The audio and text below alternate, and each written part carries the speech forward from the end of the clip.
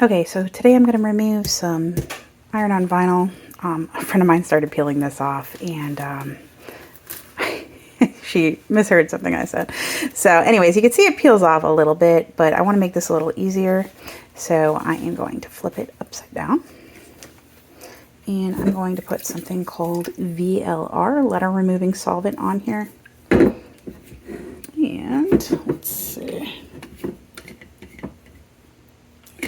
No, not that.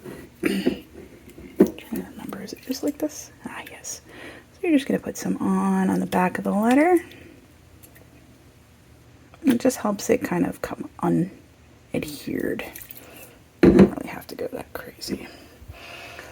So I keep this around. It's pretty helpful. I don't use it that often because usually if I make something I want it to stay on. But let's see now.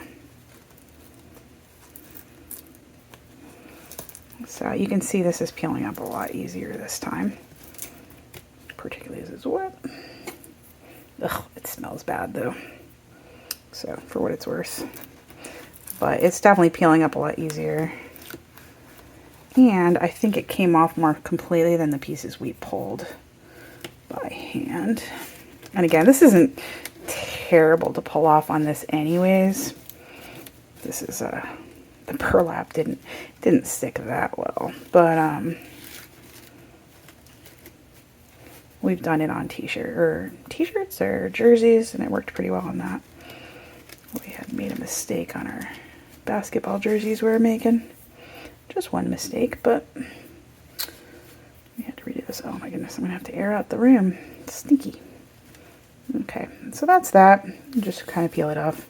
I do enjoy peeling vinyl off. What a satisfying thing. So, yeah, so that's it. That's all there is to it. I put some paper towels there because I didn't want my countertop getting messed up, but it's pretty much off. I'm not super worried about getting the last pieces, but of course if you did, I guess you could keep playing with it, but I'm not here for that. So that's it. Hopefully that was helpful. And again, that's VLR.